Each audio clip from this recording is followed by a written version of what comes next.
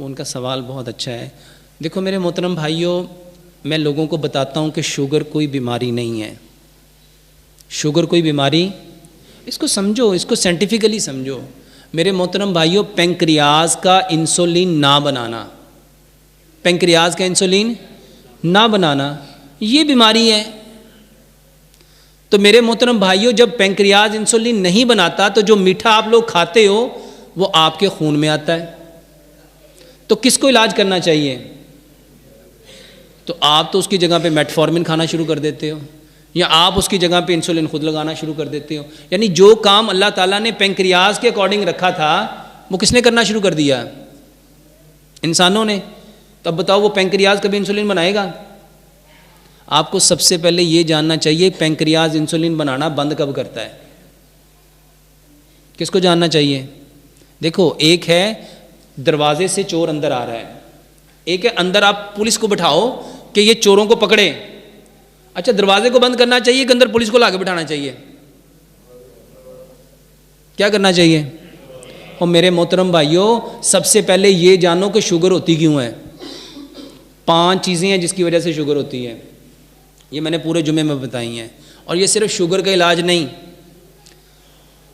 जब आपका खून गाढ़ा होगा, जब आपका खून गंदा होगा, जब आपके खून में वो एनर्जी नहीं होगी जो पेंक्रियाज को रिक्वायर है, तो पेंक्रियाज अपनी इंसुलिन बनाना छोड़ देगा। तो आपको किसका इलाज करना चाहिए?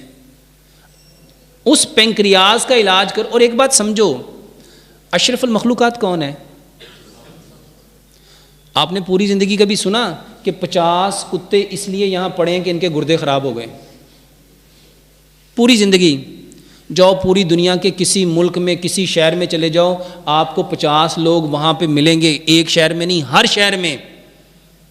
किडनी सेंटर में चले जाओ, इनके गुर्दे ख़राब पड़े हैं। आप कभी नहीं देखोगे कि 20 बिल्लियों के जिगर ख़राब हो गए। लेकिन जाओ, पूरी दुनिया के जितने भी लिवर सेंटर हैं, वहाँ पे कितने 100 लोग हैं जिनके लिवर ख़राब हो गए। आपने कभी नहीं सुना होगा कि ये गाय पहले इंसुलिन लेती है फिर मीठा खाती है।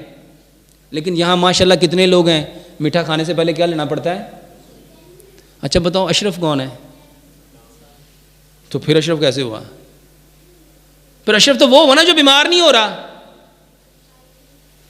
इसको समझना है मेरे मोहतरम भाइयों। अल्लाह ताला ने कुरान में फरमाया, तुम पे जितनी परेशानियां, मुसीबतें, फसाद, बीमारियां आती हैं, बिमा का सबत आइदिहिम, ये तुम्हारे हाथों की कमाई है। अल्लाह नहीं बीमार करता।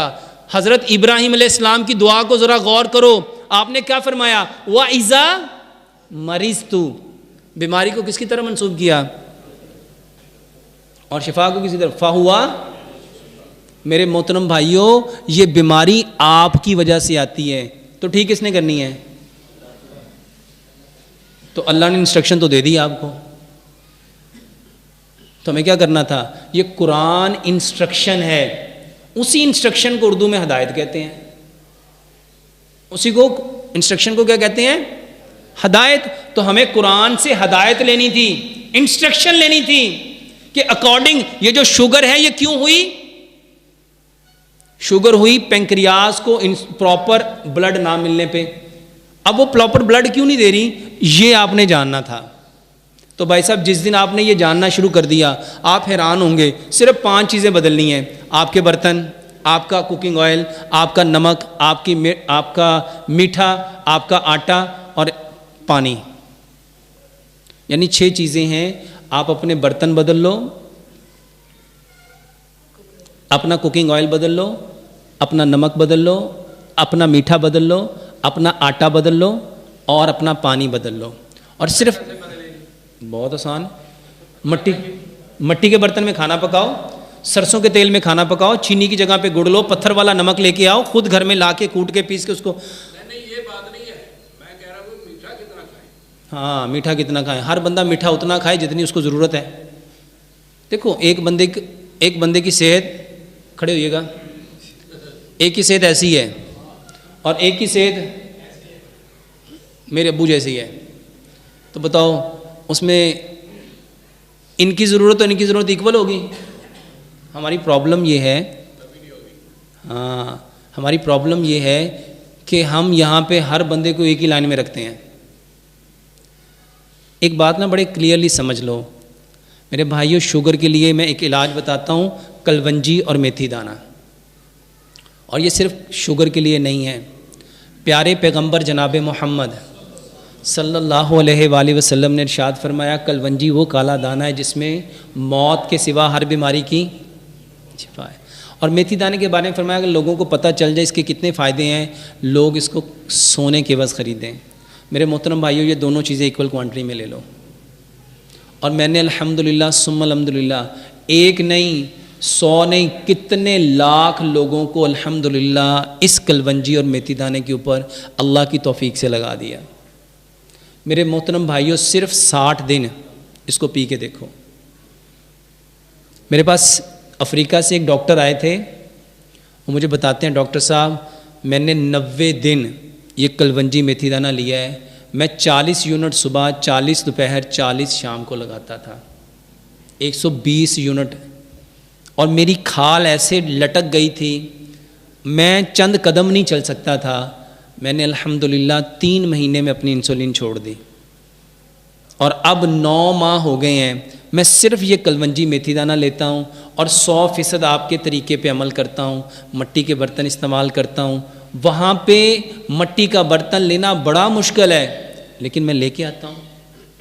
वो मुझे बताता है कि अल्हम्दुलिल्लाह मैं 4-4 किलोमीटर वॉक करता हूँ। और पहले मेरी जो अज़दवाजी ज़िंदगी थी बेकार हो चुकी थी, मैं दोबारा से दुनिया में आ गया हूँ। मेरे मोहतरम भाइयों, ये मेरी दवाई या मेरे तरीके की वजह से नहीं, फितरत पे लौटने की वजह से है। तो कलवंजी मेथी दाना बराबर मिकदार में लो, 3 गिलास पानी लो, उसमें 3 बड़े चम्मच रात को डाल दो, 3 लेमन उसमें निचोड़ के उसको अच्छी तरह मट्टी के बर्तन में उबाल लो।